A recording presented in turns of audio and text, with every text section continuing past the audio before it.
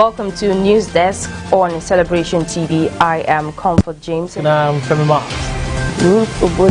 And the news making the rounds. Please stay with us as we bring you details. Watch robust, objective, analytical, informative, educative, entertaining and inspiring news on Celebration TV Newsdesk. Every weekday, 11 a.m. GMT+1, that is 11 a.m. GMT+1 on Mondays through Fridays. You are welcome to Sports Corner. I am Ivan Agafe. Celebration TV Newsdesk, the whole truth.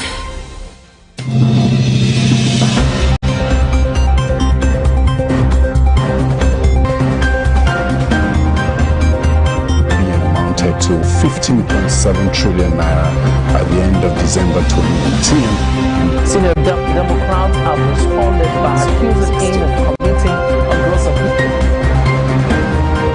The All Progressives Congress has vowed to punish the Ogun State Governor, Ibikule Amosu.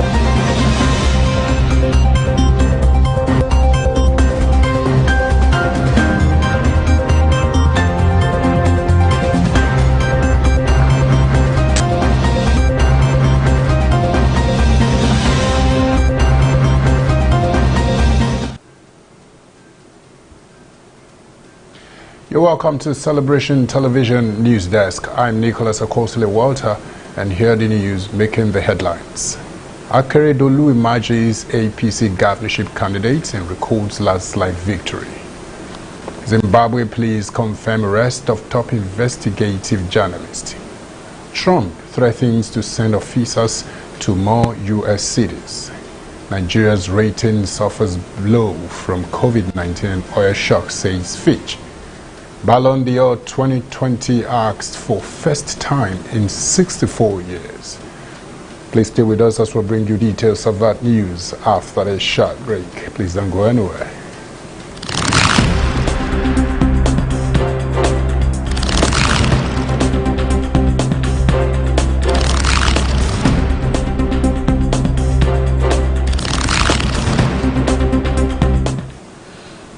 Thanks for joining us once again. Now the news and details. Incumbent Governor of Ondo State, Rotimi Akeredolu, has won the governorship primary election. Akeredolu polled 2,725 to become the candidate of the party. Olusola Oke came second with 262 votes, while Isaac Kekemeke came a distant third with 19 votes. Over 3,127 delegates voted in the election. Akeredolu led in all the 18 council areas of the state. The governorship primary was held at the International Event Center, the Dome in Akure, the state's capital. 8 aspirants contested the election after 4 stepped down for the incumbent governor. The aspirants include the incumbent governor Rotimi Akeredolu, Olusola Oke, Olaide Adelami, Isaac Kekemeke, Jumoke Anifowoshe Shola Iji, Awodeyi, Akinshenwa, and Bukola Adetula. 4 aspirants stepped down for the incumbent governor Rotimi Akeredolu before the elections. One of the aspirants, Ife Oyedele, stepped down on Sunday night, while Dr. Olusegun Abraham, Jimmy Odimayo, and Nathaniel Adojo Telega stepped down few hours to the election. And moving forward quickly on school resumptions from Ebonyi State, school remain closed in Ebonyi State, says Umahi. The Ebonyi State Governor David Umahi insisted that schools in the states would not reopen. According to Umahi, if the states of the Federation are opening schools for teaching and learning, Ebonyi State will not join them until unnecessary measures are put in place to safeguard pupils and teachers against coronavirus. The governor spoke in Abakaliki, the state capital, during the visual signing of the state revised 2020 budget into the law. The state 2020 budget was reduced from 178.366 billion naira to 131.847 billion naira, following the negative effects of the COVID-19 pandemic on the economy. Umahi, while signing the budget, said the state was focusing on agriculture to recover from the pandemic. He said that no one should think that his administration will one day assemble whatever they get in Abuja and begin to share it. He promised not to share money from the state, saying that the Ebonyi State is a construction site and they have done a lot of empowerment and have done a lot of projects. Quickly on other stories, Akwa Ibom State plans compulsory 14-day isolation for new inmates. New inmates remanded in any custodial center in Akwa Ibom are to undergo compulsory 14 days isolation at the 100-bed isolation facility located in Ikotekbene. The facility was approved by Governor Udom Emmanuel at the State Executive Council meeting. A statement by the State's Correctional Service Command's Public Relations Officer, Ogbaje indicated the facility will serve as a centralized COVID-19 isolation center for new inmates. According to the statement, the Attorney General and Commissioner for Justice in the state, Owemedimo Woko, had inspected the facility. He was accompanied by the Controller of Corrections, Alex Odita, and officer in charge of Ikotekbene Custodial Center, Deputy Controller of Corrections, Chukwemeka Patrick. The 100-bed building will serve as a centralized COVID-19 isolation center for new inmates admitted in the Nigerian Correctional Service, Akwa Ibom State Command. The statement reads, to this effect, all inmates remanded in any custodial center in Akwa Ibom State will first undergo compulsory 14 days isolation at the center after completion. And quickly coming from around Africa, Zimbabwe police confirm arrest of top investigative journalist. A Zimbabwean journalist, Hopewell Chin Ono, has been forcibly arrested by state agents at his house in the capital, Harare. Local media outlets quoted his lawyer, Beatrice Ntetwa, as confirming the raid that led to his arrest. The agents reportedly shattered a glass door before picking him up. Hopewell is a strong voice in the area of calling out government corruption and excesses. The arrest has triggered a torrent of social media demands from the diplomatic community, human and press rights group, and Zimbabweans asking for his release. The U.S. Embassy said it was deeply concerned for the welfare of the journalist, adding that the work of investigative journalists remained pivotal in the fight against corruption. Meanwhile, a lawyers group, MISA Zimbabwe, confirmed that Chin Ono and an activist, Jacob Ngarivume, were at the Harare Central Police Station, adding that no charges had been leveled against him. The activist, who is also leader of Transform Zimbabwe movement, had recently announced poor governance protest slated for July 31st. And still coming from around Africa, ECOWAS proposes power-sharing government in Mali impasse. ECOWAS mediators trying to resolve Mali's political crisis have proposed a power-sharing government and a new constitutional court. The ECOWAS delegation held a marathon weekend talks in Bamako in their latest bid to calm tensions and call on the government, the opposition, and civil society to work together. Jean-Claude Cassibro, ECOWAS head, said it is urgent to set up a government of national unity on the basis of consensus and taking into account the recommendations of the inclusive national dialogue and the following distribution proposals. 50% of the members of government will come from the ruling coalition, 30% of government officials will come from the opposition, and 20% of government officials will come from civil society. President Ibrahim Boubacar Keïta had already made a similar offer, which was rejected by the opposition protests movement. The demonstrators are insisting that the president resign, saying he has failed to address jihadist violence, corruption, and the country's economic challenges. Mali has been hit by protests that erupted last month demanding Keita's resignation. The international community has been trying to defuse the crisis. We'll go on a short break. When we come back, we'll bring you updates from the United States of America. Stay with us. Welcome to Newsdesk on Celebration TV. I am Comfort James. And I'm Femi Ma. And the news making the rounds. Please stay with us as we bring you details. Watch robust, objective, analytical, informative, educative, entertaining and inspiring news on Celebration TV Newsdesk. Every weekday, 11 a.m. GMT+1, that is 11 a.m. GMT+1 on Mondays through Fridays. You are welcome to Sports Corner. I am Ivan Agafe. Celebration TV Newsdesk, the whole truth. Fight for glory, desire for victory. I am Lizzie Johnson Suleiman, and I want to use this time out to invite all the women watching me right now. It's our International Women Conference again. I know you will not want to miss this. Regardless of what is happening, we are trusting God that God is set to do something great in our midst. Power! Happy sounds! Power! Happy sounds! Power! Happy sounds! Power! Happy sounds! Power! Happy sounds! Power!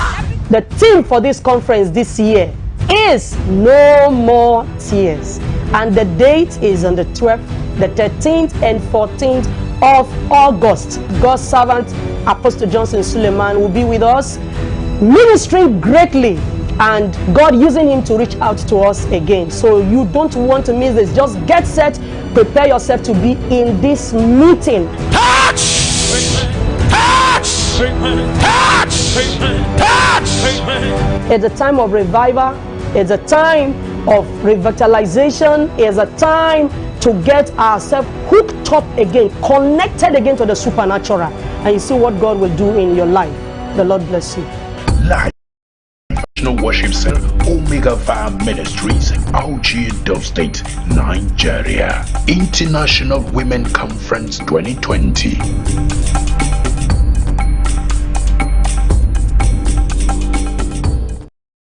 Welcome to Newsdesk on Celebration TV. I am Comfort James. And I'm Femi Ma. And the news making the rounds. Please stay with us as we bring you details. Watch robust, objective, analytical, informative, educative, entertaining and inspiring news on Celebration TV Newsdesk.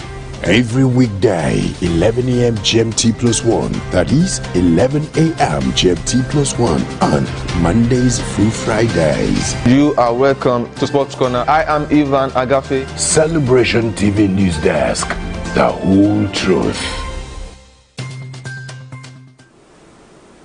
You're welcome back and thanks for joining us once again. Now, updates from the U.S. Trump threatens to send officers to more U.S. cities.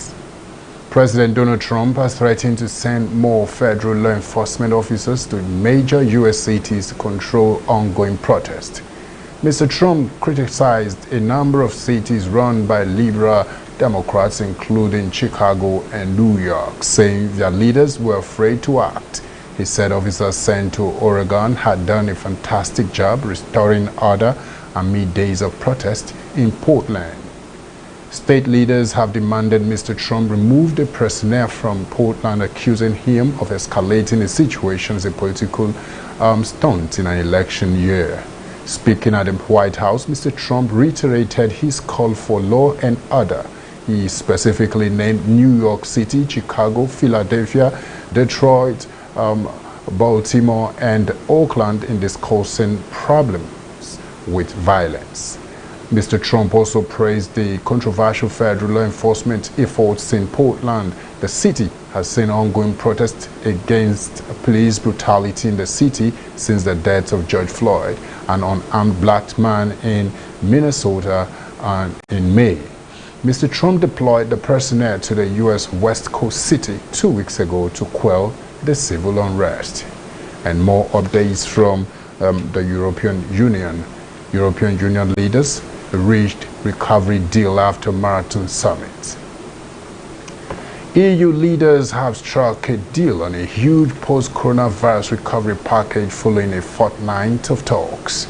It will see the 27-nation bloc offering €750 billion in grants and loans to counter the economic impacts of a pandemic. Summit Chairman Charles Michel said it was a pivotal movement for Europe.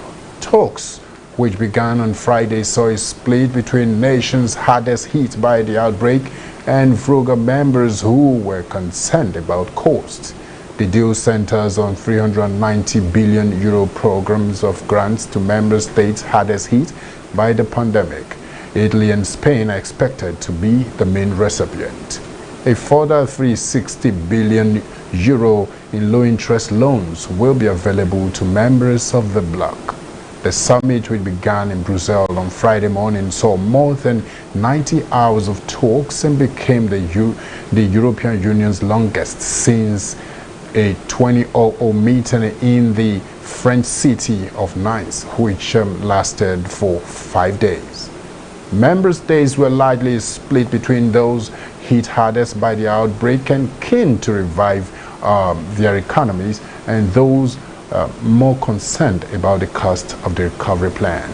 The European Commission will borrow the €750 billion on international market and distribute the aid.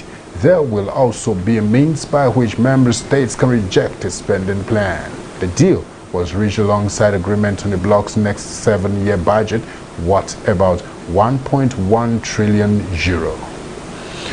Coming up next on Business News, quickly, Nigeria's rating suffers blow from COVID-19 and oil shock, says Fitch. Fitch Ratings has said the coronavirus pandemic and the oil price shock have caused a severe impact on credit rating in Nigeria and some other sub-Saharan Africa countries. He stated this in his report titled Outlook on Sub-Saharan Sovereigns Seems Negative. Fitch said countries with a concentration on tourism, particularly Cape Verde and Seychelles, had also been badly affected. It noted that the coronavirus pandemic and the oil price shock it triggered had a severe impact on sovereigns in sub-Saharan Africa, which led to rating downgrades on 7 of the 19 rated sub-Saharan African sovereigns since the beginning of March 2020. It said 4 sovereigns in the region have negative outlooks on their rating, which is usually high, pointing to continued downside risk to ratings. The credit agency explained that only Côte d'Ivoire carried a positive outlook. According to Fitch, the fall in revenue combined with additional spending from the healthcare sector will lead to a surge in deficit and debt levels in 2020, and debt will continue to rise in 2021 for a majority of countries. And still on business news, NNPC raises August selling prices of crude oil. The Nigerian National Petroleum Corporation has increased the prices at which 2 of the country's major crude oil grades would be sold in August. Most of the country's September loading programs emerged, but traders were still waiting for Angolan's allocation.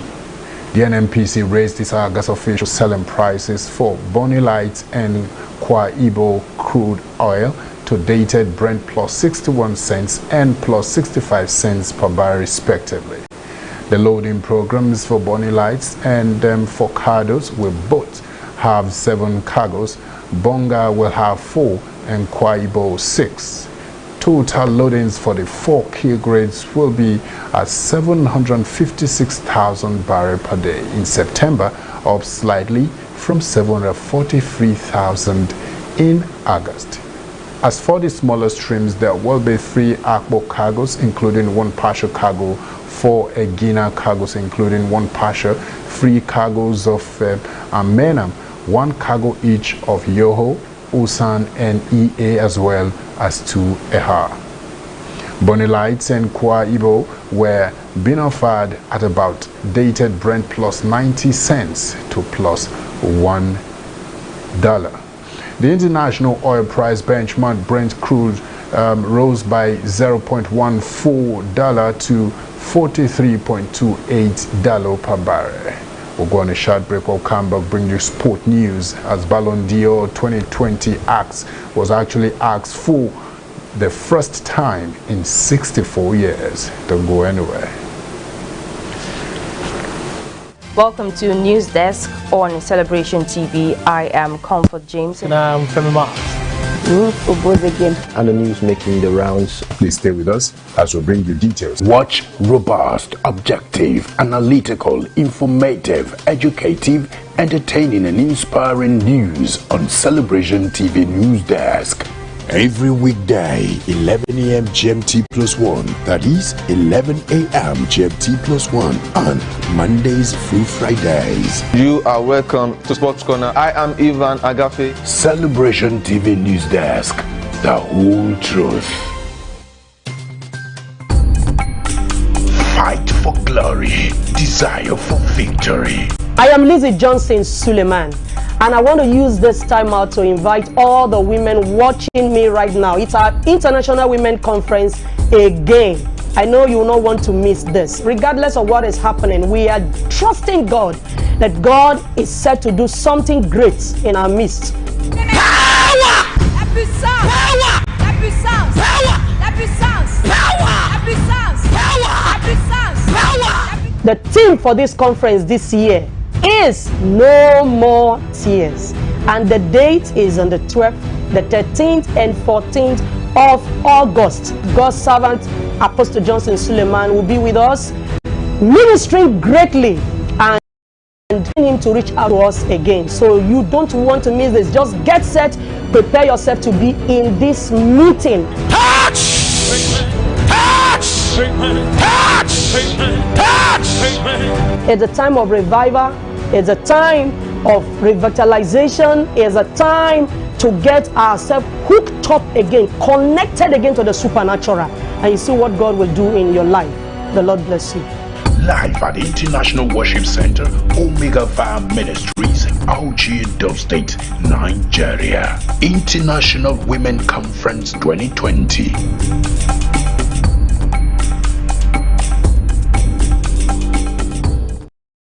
Welcome to Newsdesk on Celebration TV. I am Comfort James. And I'm Femi Mark. And the news making the rounds. Please stay with us as we bring you details. Watch robust, objective, analytical, informative, educative, entertaining and inspiring news on Celebration TV Newsdesk. Every weekday, 11 a.m. GMT +1, that is 11 a.m. GMT +1 on Mondays through Fridays. You are welcome to Sports Corner. I am Ivan Agafe. Celebration TV Newsdesk, the whole truth. And you're welcome to Sports News. Ballon d'Or 2020 asked for first time in 64 years. This year's Ballon d'Or has been scrapped after coronavirus impacted the season. The shock announced has come from media organization France Football, who present awards to the best footballers in the men's and women's game. The announcement will come as a bitter blow to Bayern Munich striker Robert Lewandowski, who was the odds-on favorite to win it. It would have been the first time the 31-year-old Polish striker would have collected the award. He has scored an impressive 51 goals in just 49 games for Bundesliga champs Bayern in all competitions. Unsurprisingly, Lewandowski being denied the chance of glory was the talk of social media. It was also be the first time when there has been no winner since the prize was inaugurated in 1956. Lionel Messi won for a record 6th time in 2019, although he's do poorly with 5-time winner Cristiano Ronaldo with 11 of the last 12 victories between them could have been broken this time around. But Pascal Ferrer, editor-in-chief of France Football magazine, which funded the award 64 years ago, has confirmed the worldwide impact of the COVID-19 crisis has forced the surprise decision. Decisions by the French government and League One chiefs to end the season in March appears to have been the prime driver for a decision that means Liverpool stars Virgil van Dijk and Mo Salah miss out on the chance to lift the trophy. So in another sports news, Ronaldo double puts Juve on the brink of 9 in a row. Cristiano Ronaldo puts Juventus on the brink of a 9th consecutive Serie A title after scoring twice in a 2-1 win over Lazio. The reigning champions ended a 3-match winless run thanks to Ronaldo's second half brace that moves them 8 points clear of second placed Inter Milan with 4 games remaining. Maurizio Sarri's side could win the title on Thursday against lowly Udinese, on Sunday at home against Sampdoria, depending on the rivals' result this week. Lazio's hope of a first Serie A title since 2000 are effective over as the defeat leaves them 4th, 11 points adrift of the leaders. Ronaldo grabbed the first goal from the penalty spot just after the break and was handed a tap-in 3 minutes later by teammates Paulo Dybala. The Portuguese has scored 30 goals this season, equal with Lazio's Ciro Immobile, and who ended his 3-match drought with a late penalty. His second was his 50th goal in Serie A. The 35-year-old Portuguese is looking to become the first player to finish up scorer in 3 of the top 5 European leagues after doing so England and Spain. And that has brought us to the end of the news on Celebration Television Newsdesk. And in case you're just joining us, here's the recap of the news headlines. Akeredolu emerges APC governorship candidate and records landslide victory. Zimbabwe police confirm arrest of top investigative journalist. Trump threatens to send officers to more U.S. cities. Nigeria's ratings suffers blow from COVID-19 and oil shock, says Fitch. Ballon d'Or 2020 asked for first time in 64 years. And quickly, we'll have quote of the day that actually states that the more you discipline, you are disciplined by yourself, the less you will be disciplined by others. You see, what you begin for yourself in making yourself a better person will help you more. The correction you make to yourself will do you more good than going out there to do blunder. It will save you from doing blunders out there. You can also drop your comment on our social media platforms on Facebook, Celebration TV, Instagram, My Celebration TV, on Twitter at My Celebration TV, YouTube, Celebration TV. Always remember that a continuous transformation of our society is a collective responsibility of all. No matter the office you hold today as a nation's president, a thought leader, an opinion molder, a character builder, a professional, or as a person pursuing passion, you have a duty to give your all to making the society a better place for us and the generations to come. It's time for you to play your part and do it with all diligence. Thanks for staying with us on our news desk. I remain Nicholas Akosele Walter. Remain blessed.